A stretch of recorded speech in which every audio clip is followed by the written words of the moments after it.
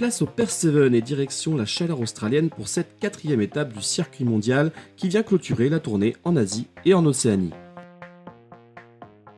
Revanchards après leur 5e place à Singapour, les Français s'imposent d'entrée face au Canada 24-12 grâce notamment à un doublé d'Alicia Christians. Les joueuses de Romae, impuissantes, tombent ensuite face à l'Australie 26-12 malgré 2 essais de Lily Dezou et de Kelly Harvey, les obligeant ainsi à remporter le dernier match pour assurer la qualification. Heureusement, elles vont se ressaisir en écrasant la Grande-Bretagne 42-10, marquant notamment 6 essais, dont un doublé de Noël Rivier pour valider leur place en demi-finale. De son côté, l'Australie balaye également les Britanniques sans forcer. La dextérité des Australiennes, à l'image de cet essai d'Eddie Dennis, très en vue lors de ce tournoi, permet aux Aussies de faire bonne figure à domicile lors de cette première journée. Sur la lancée de leur finale réalisée à Singapour, les Bleus entament le tournoi de Perth par le bon bout. Face à la Grande-Bretagne, ils s'imposent largement 36-10. Mais les choses vont se gâter par la suite face aux locaux australiens. Malgré une bonne entame de match, les Français sont battus 29-14 dans cette deuxième rencontre. La qualification se joue alors au Golden Score face aux Néo-Zélandais, mais le mastodonte Frank Vaenuku va venir crucifier les hommes de Benoît Babille sur cette action tout en puissance.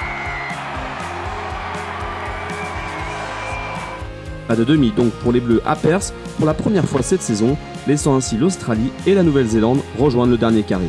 Dans la poule A, sans surprise, les Fidji et l'Afrique du Sud se qualifient également au détriment de l'Espagne et de l'Argentine. Sur le tableau féminin en revanche, la France obtient son ticket avec l'Australie après ses 2 victoires dans la poule B. La Nouvelle-Zélande et les États-Unis seront aussi de la partie dans le jour 2 après avoir dominé le Japon et les Fidji. Que nous réserve cette deuxième journée à Perth avec les principaux favoris bien présents pour disputer le titre? Face au Black Ferns 7, les Bleus s'accrochent en demi mais vont finir par céder en deuxième période. Stacey Waka navigue dans la défense tricolore avant de retrouver Georgia Miller pour le 4e essai en coin, synonyme de break. Les Françaises ne reviendront pas et seront battues 34-14.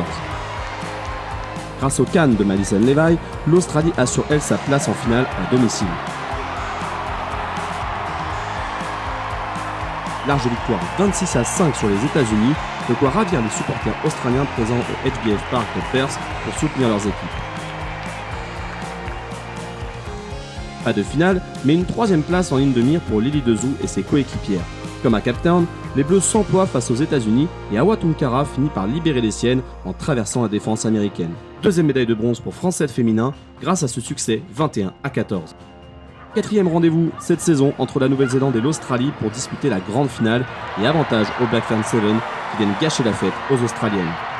Admirez notamment ce travail remarquable de Kelsey Tenetti, élue joueuse de la finale. Elle se débarrasse de 3 défenseuses pour marquer en coin. Tenetti, on la retrouve en 2e période pour inscrire l'essai du break après une longue chevauchée de 80 mètres.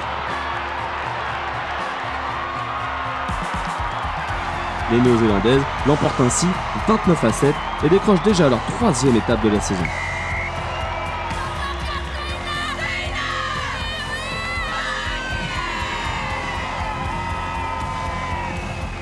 Une deuxième journée cauchemardesque pour les Bleus. Réduit à 6 après le carton rouge d'Andy Timo pour un plaquage dangereux, France 7 sombre face à l'Argentine dans le premier match de classement 47-12. Les Français relèvent néanmoins la tête face à la Grande-Bretagne pour éviter la dernière place. Victoire 24-17, portée notamment par un doublé d'Enzo Benmegan. Vainqueurs à Singapour, les Flying Fijians se hissent une nouvelle fois en finale. En demi, les Fidji survolent la Nouvelle-Zélande 35-0 à l'image de cet essai de Nassani Pokinisoko. L'Afrique du Sud fait aussi le travail face à l'Australie. Donovan Dunn trouve Tristan Leeds sur l'extérieur qui navigue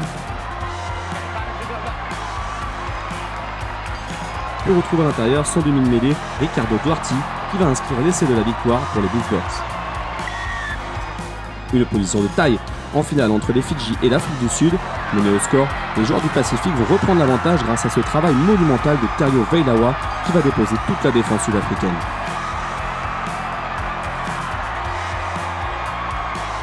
Et la puissance des Blitzboks n'est pas à négliger, à en voir le colosse Ryan Oosthuizen qui joue au quille avec ses adversaires pour marquer l'ultime essai de cette rencontre.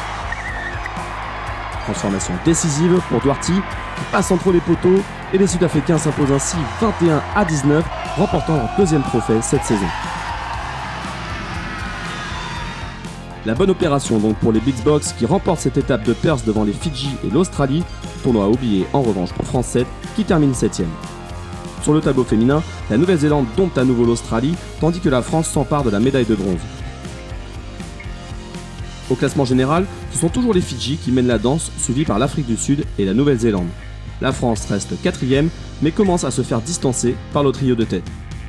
Chez les filles, les Black Ferns 7 creusent légèrement l'écart sur leur voisine australienne. Grâce à cette belle 3ème place, France 7 féminin retrouve de son côté le top 4. Le prochain rendez-vous va arriver vite pour les nations permanentes puisque la tournée nord-américaine débutera par Vancouver les 7 et 8 mars. Elle fera ensuite escale à New York pour un tournoi exceptionnel les 14 et 15 mars qui viendra clôturer cette première partie de saison.